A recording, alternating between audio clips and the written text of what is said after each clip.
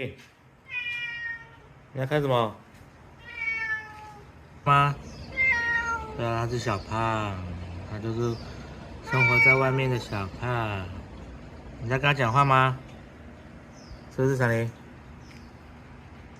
在跟他讲话吗？他有理你吗？有吗？没有。那外面下雨，小胖在躲雨啊，好吗？对，他就是在外面习惯惯了，所以他不会进来，好吗？